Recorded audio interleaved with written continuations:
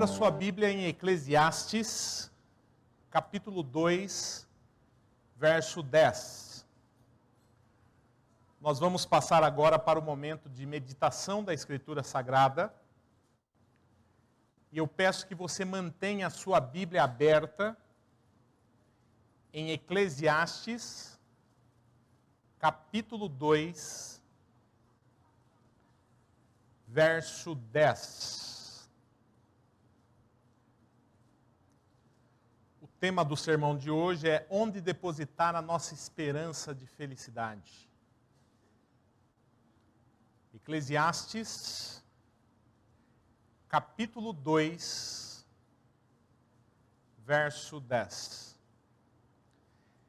Diz assim a palavra do Senhor: tudo quanto desejaram os meus olhos não lhes neguei, nem privei o coração de alegria alguma, pois eu me alegrava com todas as minhas fadigas, e isso era a recompensa de todas elas. Até aqui.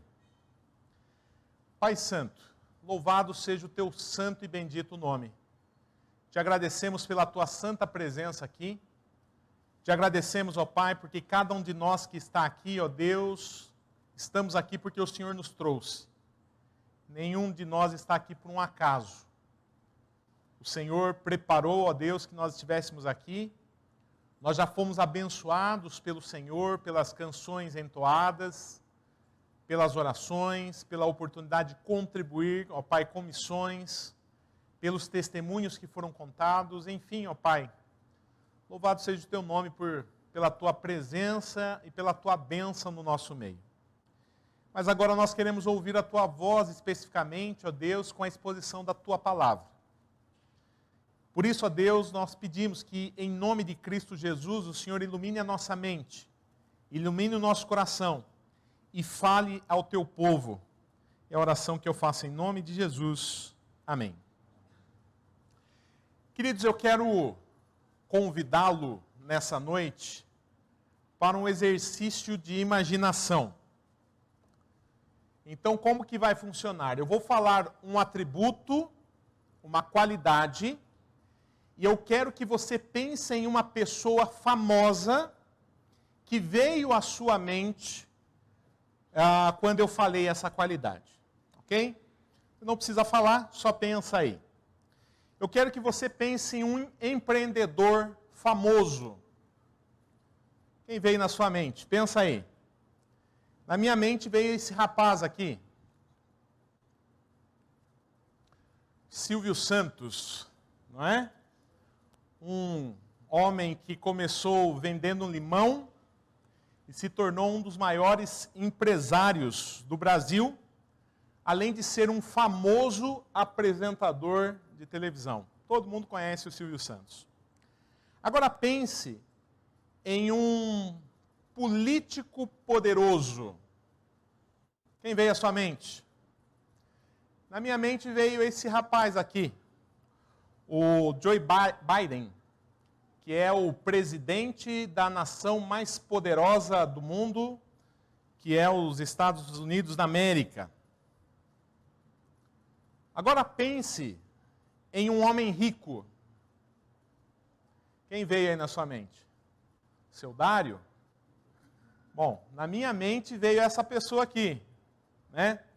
Para quem não conhece, eu realmente não conhecia, as mulheres conhecem, mas nós homens não conhecemos. O Bernard Arnault, que é dono da grife Louis Vuitton, é isso que fala? É assim que fala, meninas? Então esse é o homem mais rico do mundo hoje. Ele ultrapassou, né, o Jeff Bezos. E ele tem uma fortuna estimada em 196 bilhões de dólares. É um dinheirinho interessante, né? Pensou? Ele doando uma graninha aí pro Gideões, daria para comprar algumas Bíblias, não é verdade? Para você ter uma ideia, se nós transformarmos isso em reais hoje, daria em torno de R$1 trilhão. Então, é muito dinheiro. Agora pense em um homem famoso. Quem que você pensou? O Roberto? O Roberto é famoso, mas eu não pensei no Roberto, eu pensei no Neymar, né? É um jogador extremamente famoso, polêmico, conhecido no mundo todo. Muito bem, vamos continuar o nosso exercício de imaginação. Eu proponho a construção de um homem que seja rico, como o Arnold lá, que seja famoso, como o Neymar, que seja um grande empreendedor, como o Silvio Santos, e que tenha o poder do Biden. Consegue imaginar uma pessoa assim? Bom, eu fico imaginando como seria conversar com uma pessoa dessa. Quantas histórias ele teria para contar. Quantas coisas ele poderia falar conosco nessa conversa, não é verdade? Só que esse homem não existe. Esse homem é uma criação da nossa imaginação. Nós acabamos de criá-lo. Mas existia um homem real que tinha todos esses atributos. Ele tinha muito dinheiro, ele tinha muita sabedoria, ele era extremamente rico e poderoso. E eu me refiro aqui ao rei Salomão, que ficou famoso por conta da sua sabedoria, por conta da sua riqueza, por conta das suas posses, por conta do seu conhecimento literário. E esse homem, irmãos, Salomão, experimentou tudo o que ele quis. Tudo que o coração dele desejou, ele possuiu. Veja o testemunho do próprio Salomão em Eclesiastes capítulo 2, versículo 10. Um detalhe interessante é que Salomão está escrevendo Eclesiastes no finalzinho da vida dele. Já, idoso. E ele diz o seguinte, eu quero que você preste atenção no testemunho de Salomão. Ele diz: tudo quanto desejaram os meus olhos não lhes neguei, nem privei o coração de alegria alguma. Você prestou atenção no que ele falou? Tudo quanto desejaram os meus olhos não lhes neguei, nem privei o coração de alegria alguma. Esse homem, Salomão, ele experimentou todo tipo de prazer que um homem poderia experimentar nessa terra. Ele diz, tudo quanto desejou o meu coração, tudo que os meus olhos viram e o meu coração desejou, eu tive. E aqui, irmãos, nós temos um estudo de caso. Como assim, pastor? Como nós temos um estudo de caso? Eu, pastor Juliano, você que me ouve aqui no templo, você que me ouve em casa, todos nós não temos condições de ter tudo aquilo que nós desejamos, não é verdade? Às vezes por falta de dinheiro, por falta de influência, por falta de muita coisa.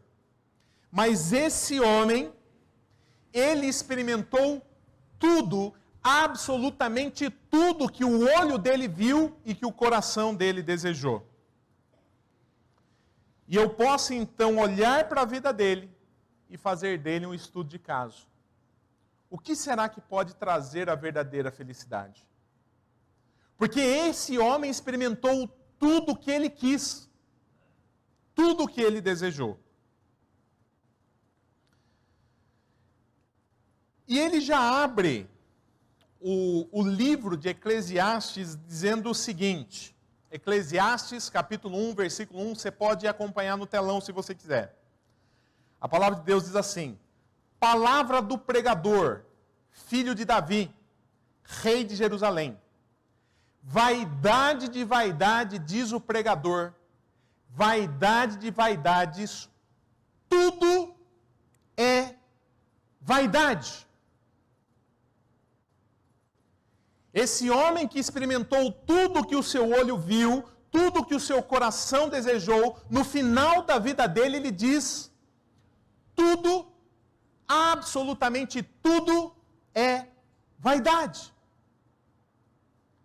A tradução da NVI desse mesmo versículo diz o seguinte: as palavras do mestre, filho de Davi, rei em Jerusalém, que grande inutilidade, diz o mestre, que grande inutilidade, nada faz sentido.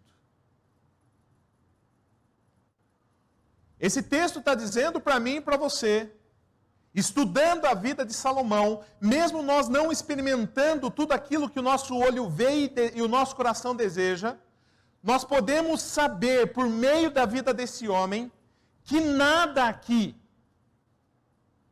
pode trazer verdadeira felicidade. Tudo é vaidade. Tudo é uma grande inutilidade, diz o texto.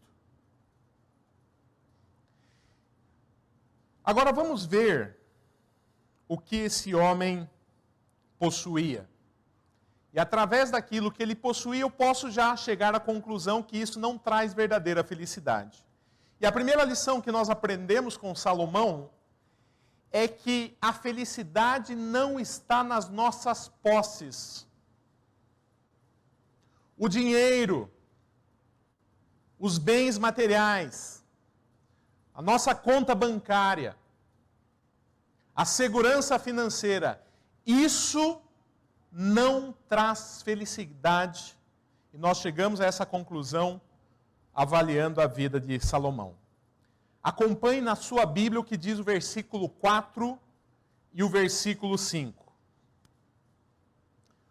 O versículo 4 do capítulo 2 aí de Salomão diz assim, de Eclesiastes, diz assim: empreendi grandes obras, edifiquei casas para mim, edifiquei para mim casas, plantei para mim vinhas, verso 5, jardins e pomares para mim, e nestes plantei árvores frutíferas de toda espécie.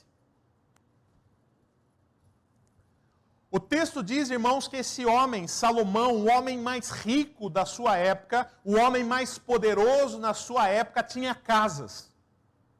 Muitas casas. E nessas casas ele plantou vinhas, árvores frutíferas de todos os tipos. E eu fico imaginando se Salomão vivesse no nosso tempo.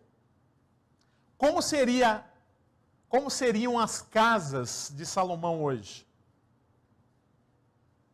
Quais acessórios haveriam na casa de Salomão hoje? Lembra o que ele disse? Tudo que o meu olho viu, tudo que o meu coração desejou, não lhes neguei. Eu tive tudo o que eu quis. Como seria a casa desse homem hoje? O texto diz aqui que nessas casas ele tinha plantas de todas as árvores e que ele fez reservatórios de água para irrigar os jardins das suas casas. Veja que interessante. O verso 6 diz: fiz para mim açudes, para regar com eles o bosque em que reverdeciam as árvores.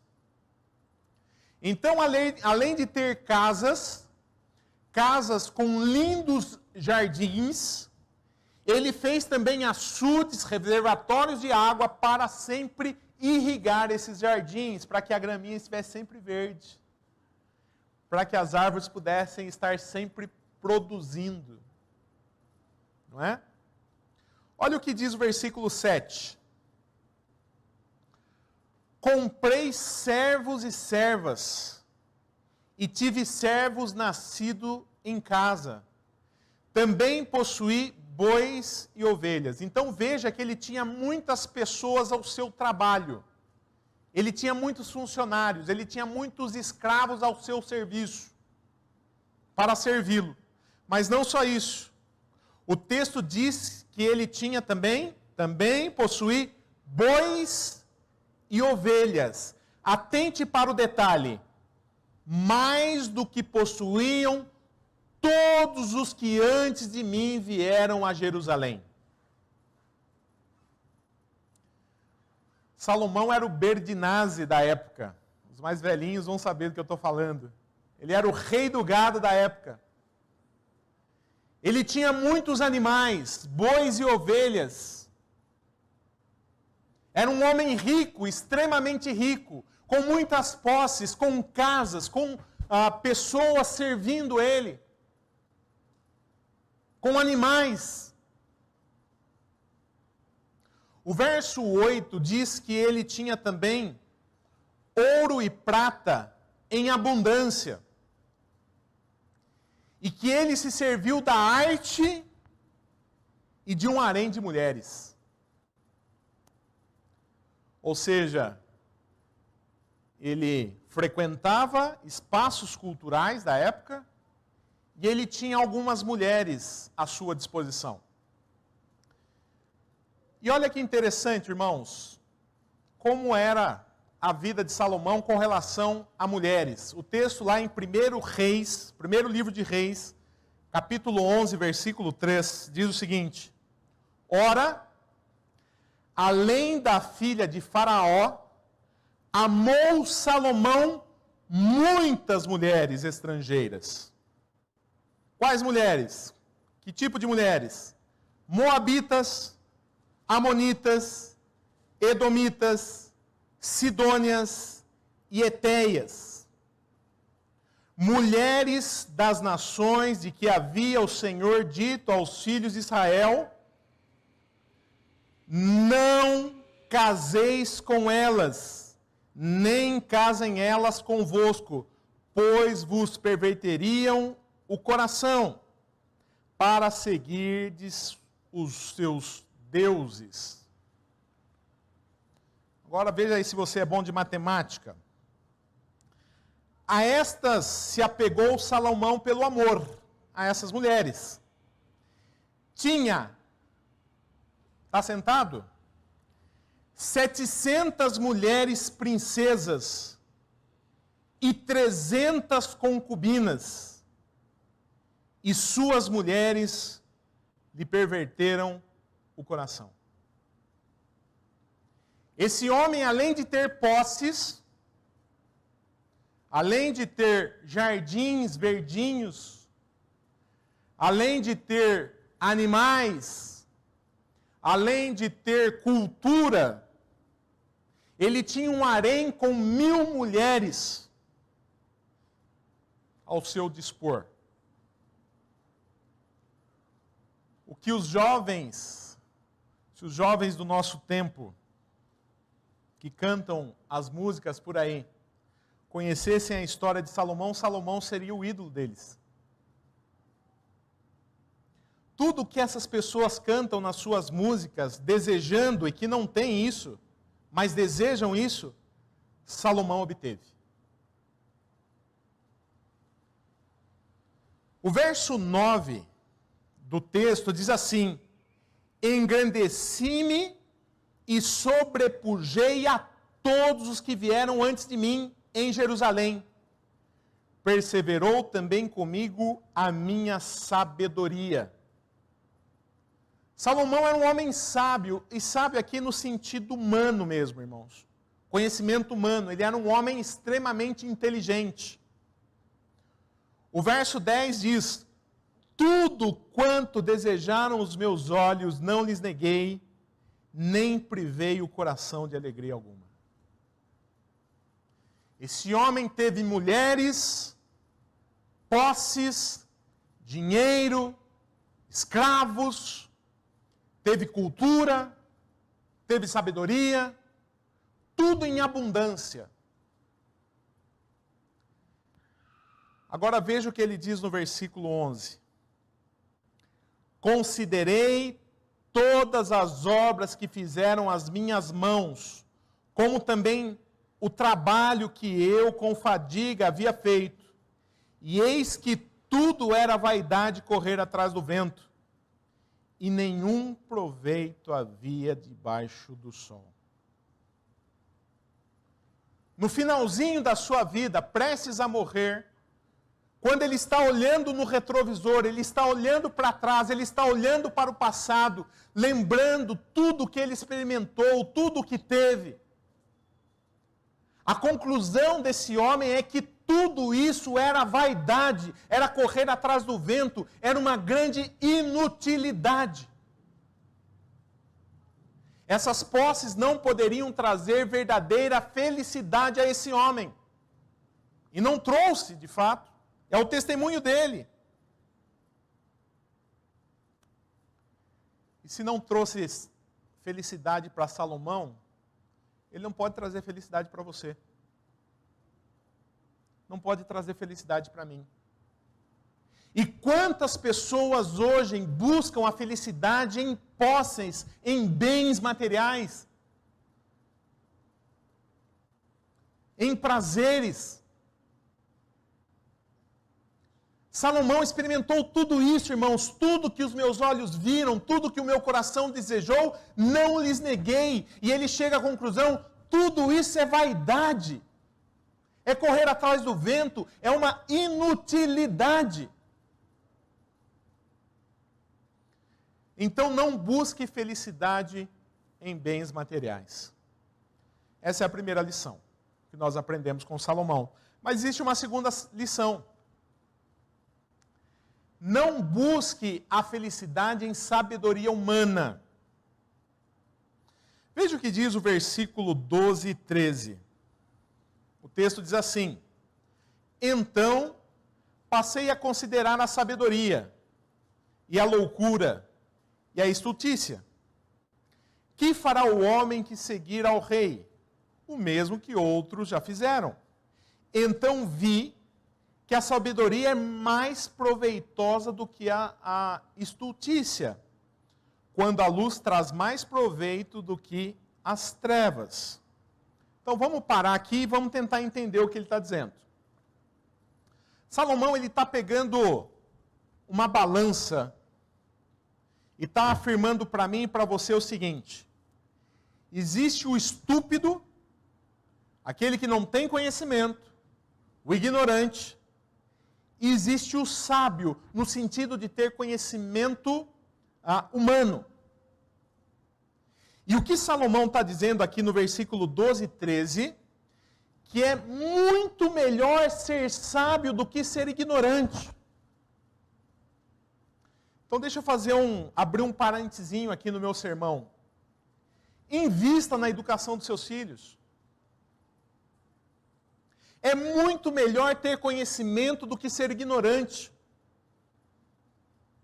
A Bíblia está afirmando isso, Salomão está afirmando isso. É muito melhor ser sábio do que ser estúpido, do que não ter conhecimento. A crítica de Salomão não é ao conhecimento, ao saber, à educação. A crítica de Salomão aqui é a busca da felicidade na sabedoria humana.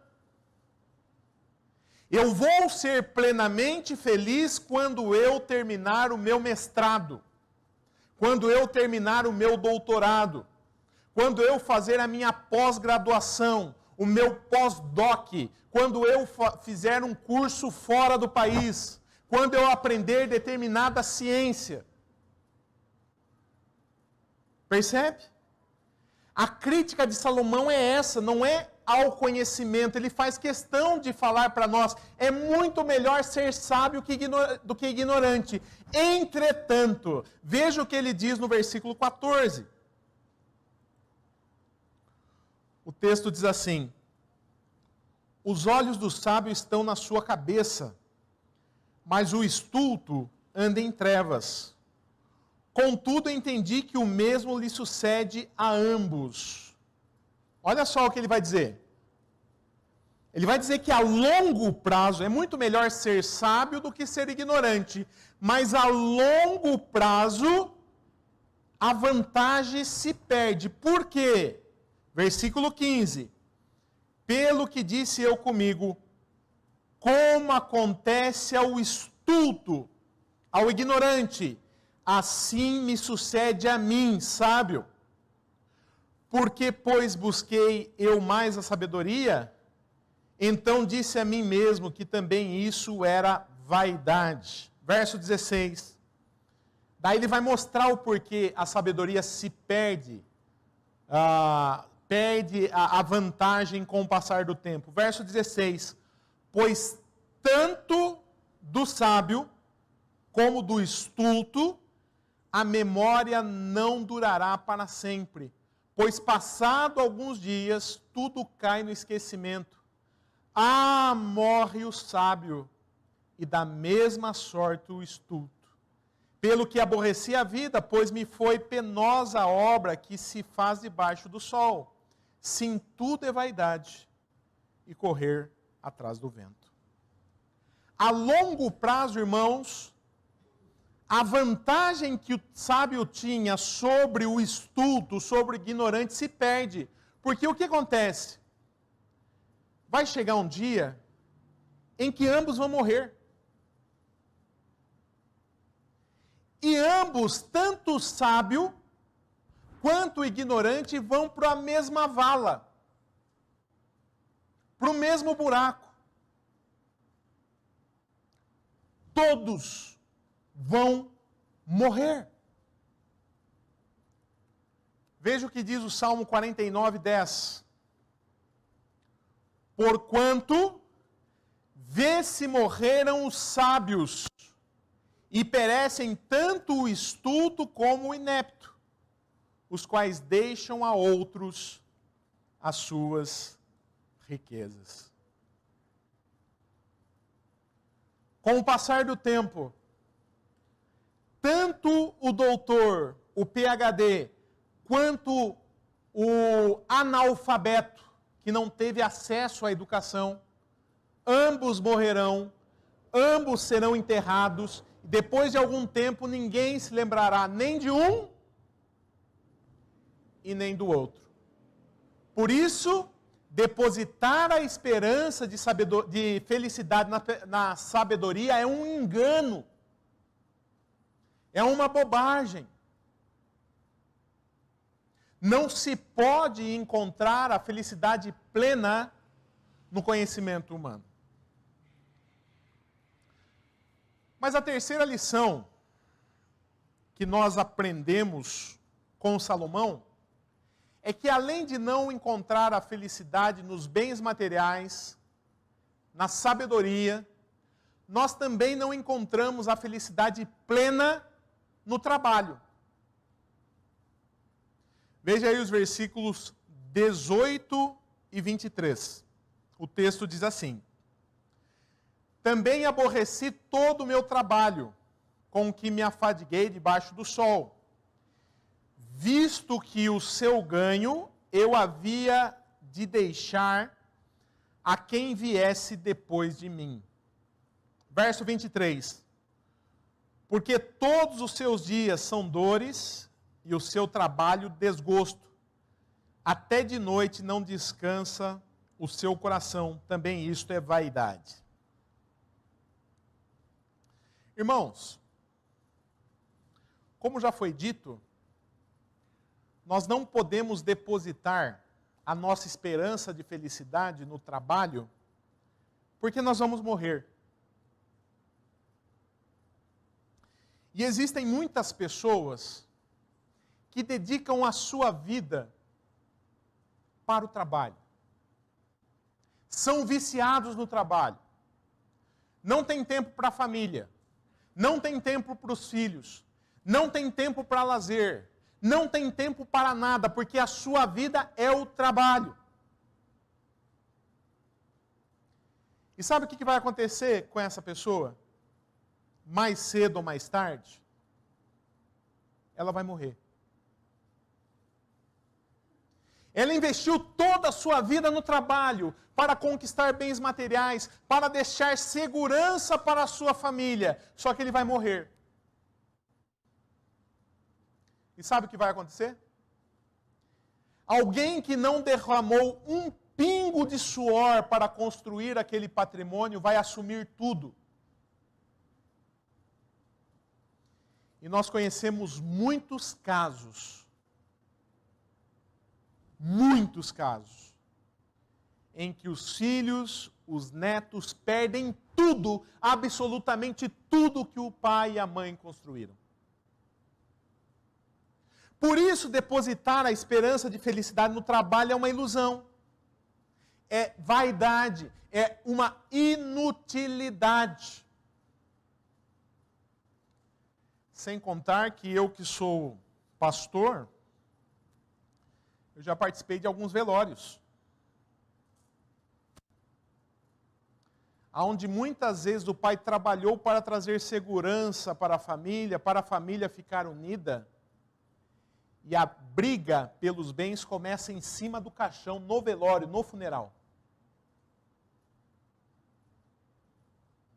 O pai trabalhou, o pai labutou, o pai se esforçou, talvez buscando a felicidade para a sua família. Quando eu conseguir isso, quando eu ter dinheiro, quando eu trabalhar e conquistar isso, a minha família vai ser feliz. Mas aquilo foi uma desgraça para a família.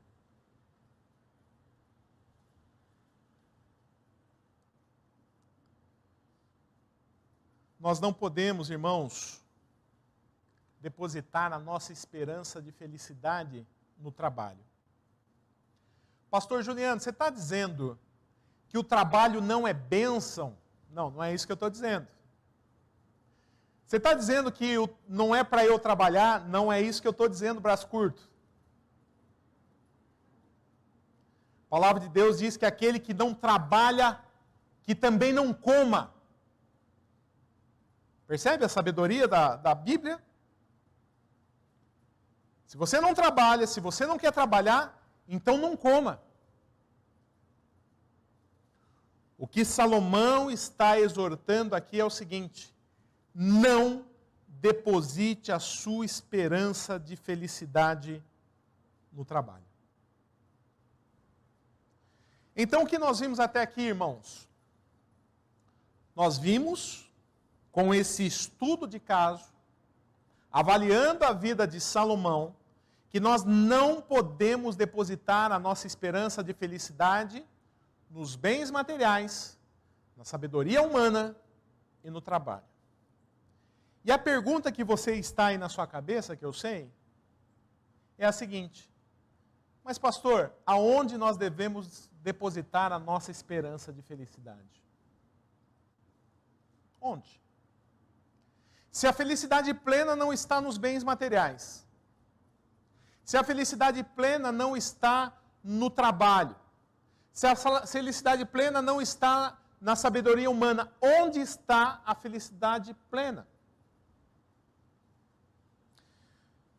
A palavra do Senhor, em Lamentações, capítulo 3, versículo 21, diz o seguinte: quero trazer à memória o que me pode dar esperança. A esperança, irmãos, como nós vimos, não está em nada disso. Há muitas pessoas correndo atrás de bens materiais, de cursos, de diplomas, correndo atrás de posses, de trabalho. Felicidade não está em nada disso. Aliás, a diabólica e oriunda das trevas teologia da prosperidade, ela prega isso. Mas essa, como nós vimos, não é uma verdade bíblica. A minha esperança de felicidade, irmãos, e a sua esperança de felicidade não deve estar em nada ligado a esse mundo. A minha esperança de felicidade está aqui em Romanos capítulo 8, verso 18, que diz o seguinte: Porque para mim, tenho por certo que os sofrimentos do tempo presente, eu quero que você pare um pouquinho e pense no seu sofrimento agora. Aquilo que tem gerado tristeza no seu coração, angústia no seu coração, profunda tristeza no seu coração. Se coloque nesse texto. Deus está falando comigo e com você. E o texto diz, porque para mim tenho por certo que os sofrimentos do tempo presente, aquilo que tem levado você a chorar hoje, não podem ser comparados com a glória a ser revelada em nós. Louvado seja o nome do Senhor. Aquilo que parece terrível hoje, aquilo que parece não ter fim hoje, aquilo que traz tanto sofrimento hoje, quando é colocado numa balança, ele não pode ser comparado. A glória a ser revelada a nós no futuro, quando Cristo voltar para resgatar a sua igreja, não é comparado com esse sofrimento. A glória é muito maior. Não dá para comparar. É nisso que deve estar a nossa esperança de felicidade, irmãos.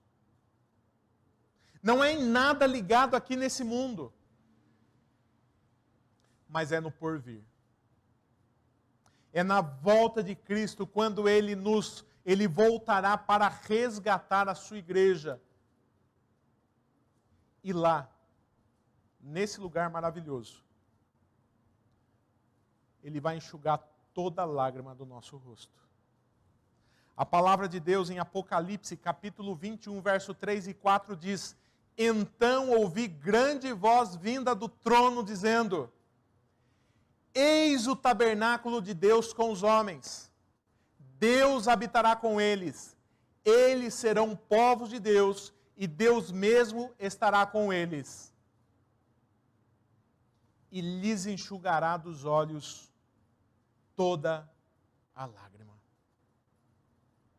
Eu não sei pelo que você tem chorado. Talvez um luto. Talvez uma situação difícil de saúde física e emocional. Talvez uma situação adversa na família. Talvez uma situação difícil no casamento. Nós choramos. Jesus chorou e nós choramos. Mas haverá um dia que o Senhor vai enxugar cada lágrima do nosso rosto. Cada lágrima do nosso rosto. E Ele vai nos levar, segundo o texto, para um lugar onde não há mais luto, nem pranto e nem dor. Porque as primeiras coisas aqui, esse mundo, já passaram. Agora presta atenção no que o texto diz.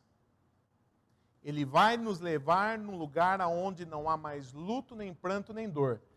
Lá não vai ter luto, nem pranto, nem dor. Aqui tem. Aqui há lutas. Aqui há aflição. Aqui há dor. Mas a nossa esperança, e traga isso à sua memória, a nossa esperança está no porvir. Está na volta do nosso Senhor e Salvador Jesus Cristo. Amém?